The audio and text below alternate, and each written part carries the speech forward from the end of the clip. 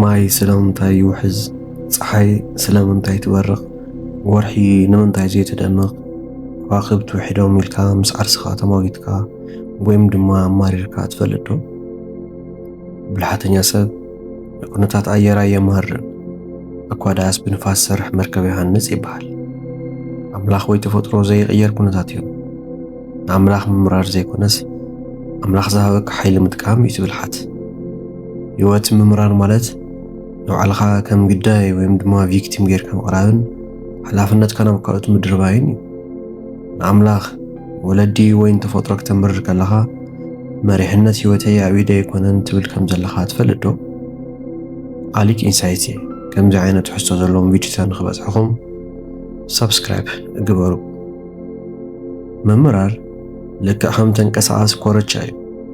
ተንቀሳቓሲ ኣለኻ ግን ናብ ዝኾነ ቦታ የብጽሕካ።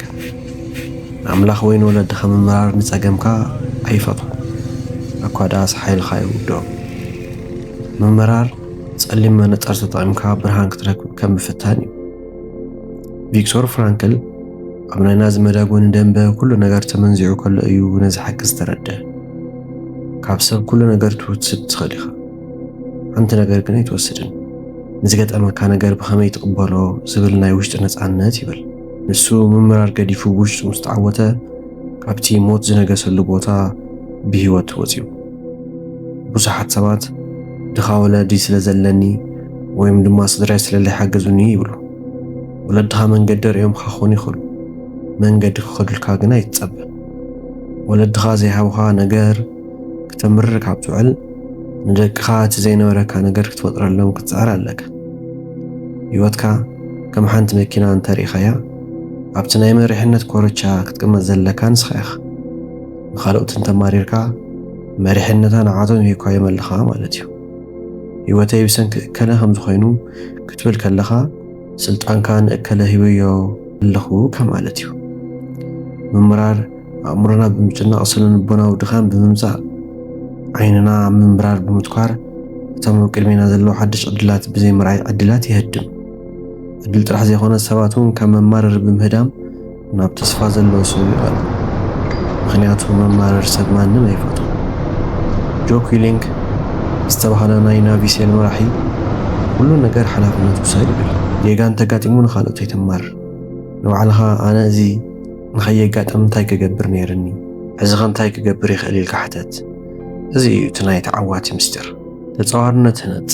ተጻዋርነት ማለት ንዝገጠመካ ክፉእ ነገር ምምራር ዘይኮነስ ከም መደያየቦ ተጠቒምካ ንላዕሊ ምድያ ማለት እዩ። ምምራር ነታ ዘለላትካ ንእሽተይ ሓይሊ ምጥፋእ እያ። ኣብ ህይወት ክልተ ዓይነት ነገራት ኣለዉ፣ ንሕና ክንቆፃፀሮም እንኽእልን ዘይንኽእልን። ንኣምላኽ ንኹነታት ኣየር ወይም ድማ ንወለድኻ ምምራር ማለት ኣብቲ ክትቆፃፀሮ ዘይትኽእል ማለት እዩ። ስራሕኻ፣ ኣተሓሳስባኻ፣ ግዜኻ ድማ ክትቆፃፀሮ ትኽእል። ዘማርር ሰብ ግን ትኹረቱ ኣብቲ ክቆፃፀሮ ዝኽእል ዘይኮነስ ኣብቲ ክቆፃፀሮ ዘይኽእል ጉልበቱን ግዚኡን የጥፍእ። ማርክ ማንሰን ኣብ መጽሓፉ ንዝጋጠመካ ጸገም ጌጋኻ ክኸውን ዘይኽእል ይኸውን፣ ግን ክትፈትሖ ናትካ ሓላፍነት እዩ ይብል። ንኣብነት ሓደ ሰብ ብመኪና እንተገጪካ ጌጋ ናይቲ ሰብ እዩ፣ ግን ክትሓውን ክትስእን ግን ናትካ ስራሕ እዩ። ምምራር ሓላፍነትካ ምውሳድ መህደኒ መንገዲ ጥራሕ እዩ። ህይወት ምምራር ልክዕ ከም ሓደ መርዚ ባዕልኻ እናሰተኻ ጸላእኻ ክመውት ከም ምጽባይ እዩ። ንኣምላኽ ወይ ተፈጥሮ ክተምርር ከለኻ እቲ ዝጉዳእ ዘለዎ ንስኻ እምበር ተፈጥሮ ኣይኮነትን። ምምራር ኣእምሮኻን ኣካላትካን የበላሾ፣ ካብ ሰላም ድማ ይርሕቐካ። ማንዴላ 27 ዓመታት ቤት መእሰርቲ ክበሊ ከሎ ንመንግስቲ ወይ ንኣምላኽ እናመራረ ክነብር ይኽእል ነይሩ። ንሱ ግን ኣነ ናይ ነፍሰይ ጎይታ ናይ ዓድለይ መራሕ እየ ዝብል ግጥም እናደገመ ንውሽጣዊ ሓይሉ ኣጠናኺሩ። ሓደ ሰብ ንምምራር ዝጥቀመሉ ኢነርጂ ንስራሕ እንተተጠቒሙሉ ዓብዪ ለውጢ ምምጻእ ይኽእል ነይሩ። ምምራር ሓይሊ ይወስድ እምበር ሓይሊ ይፈጥር። መዓልታዊ 10 ደቂቓ ንምምራር እንተጥፊኻ ኣብ ዓመት ልዕሊ 60 ሰዓታት ናይ ምስራሕ ጊዜኻ ብከንቱ ኣጥፊኻ ማለት እዩ። ንምምራር ናይ ዝሓመም ኣእምሮ ብሕታዊ መድሓኒት ምስጋና እዩ። ዘይብልካ ካብ ምቑፃር ዘለካ ናብ ምቑፃር ተሰጋገር። ክልተ እግሪ እንተሃሊካ ነቶም እግሪ ዘይብሎም ሓሲብካ ኣምላኽካ መስግን። መኪና ስለ ዘይብልካ ይተማርር። ምስጋና ንኣእምሮኻ ሓድሽ ብርሃን እዩ። ንወለድኻ ክትመርር ከለኻ ንባዕልኻ ብሓሳብ ቆልዓ ኮይንካ ኢኻ ትተርፍ ዘለኻ ሓቀኛ ብፅሕና ወይም ድማ ማቹሪቲ ዝጅመር ወለደይ ዝኽኣልዎ ሂቦም እዮም ካብ ሕዚ እንድሓር ግን ህይወተይ ብኢደያ ኢልካ ክትለዓል ከለኻ እዩ ነቲ ወለድኻ ዘይሃቡኻ ነገር ንስኻ ንባዕልኻ ሃቡ ምሽናፍ ማለት ፀገም ዘይብሉ ህይወት መርካብ ዘይኮነስ ንፀገማትካ ሓላፍነት ወሲድካ ምፅዓር ማለት እዩ ንስኻ ናይ ህይወትካ ቀራፂ ኢኻ እቲ ሕማቕ እምኒ ክኸውን ይኽእል ግን እቲ ዝወፅእ ቅርፂ ኣብ ኢድካ እዩ ዘሎ ኣብ ህይወት ሆነ ነገር ክትመርፅ ትኽእል ኢኻ ንውፅኢቱ ግን ክትመርፅ ኣይትኽእልን ንኣምላኽ ወይ ንሰባት ክተማርር እንተመሪፅካ ውፅኢቱ ውድቀት እዩ ሓላፍነት ትወስድ እንተመሪፅካ ግን ውፅኢቱ ዓወት እዩ ብልሓተኛ ሰብ እንታይ ተገይርለይ ዘይኮነስ ኣነ እንታይ ክገብር ይኽእል ዝብል ምርጫ እዩ ዝመርፅ ኒክ ብዘይ ዕዳውን ኣጋርን እዩ ተወሊዱ ንኣምላኽ ወይ ተፈጥሮ ከማርር ብዙሕ ምኽንያት ነይርዎ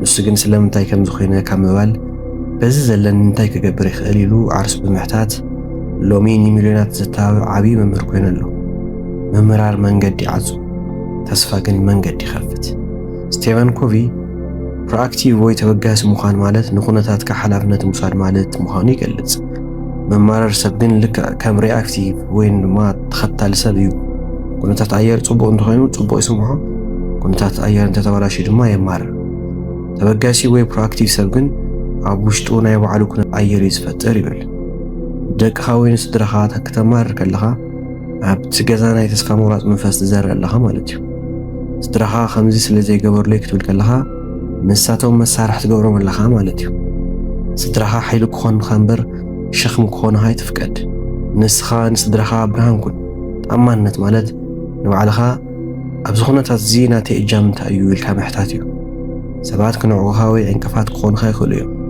ንስኻ ግን ንዕኦም ምምራር ገዲፍካ ብትብዓት ንቕድሚት ምስጓም እዩ እቲ ተኣማንነት ዝበሃል ሊንከን ኣብ ህይወቱ ብዙሕ ግዜ ተሳዒሩ ንግዱ ኸሲሩ ንሱ ግን ንኣምላኽ ወይ ንዕድሉ የማረረን እዚ ሙዳቕ እዩ እምበር ሞት ኣይኮነን እናበለ ይትስእ ነይሩ ምምራር ንሊንከን ፕሬዚደንት የምገበሮን ፅንዓት ግን ገይራቶ ምምራር ካብቲ የብለይን ዝበለ ተሓሳስባ እዩ ዝምንጩ ዓለም ብዕድላት ዝተመልአት እያ ምምራር ትገድፍ ከለኻ ዓይንኻ ነቶም ዘይተጠቐምካሎም ዕድላት ክትርኢ ትጅምር ሃብቲ ዝጅምር ካብቲ ክትገብር ከም እትኽእል ካብ ምእማን እዩ ካብ ሎሚ ጀሚርካ ሓንቲ ሕጊ ኣውፅእ ንማንም ኣየማርርን በል ፀገም ምስ መፀካ እዚ ፀገም እዚ እንታይ ከምህረኒ መፅኡ ኢልካ ሕተት እዛ ንእሽቲ ሕቶ እዚኣ ንእምሮኻ ካብ መማረሪ ናብ ተመራማሪ ክቕይሮ እዩ ሓርነት ማለት ካብ ፀገም ነፃ ምዃን ዘይኮነስ ካብ ምምራር ነፃ ምዃን እዩ ንማንም ዘይምምራር ማለት ንማንም ኣብ ልዕሊኻ ስልጣን ኣይሃብካን ማለት እዩ ንስኻ ናይ ህይወትካ ንጉስ ኢኻ ህይወትካ ናይ ምስዓር ሓላፍነት ኣብ ኢድካ ምዃኑ ብምርዳእ እዩ እቲ ዝዓበየ ሓርነት ዝርከብ ብህይወት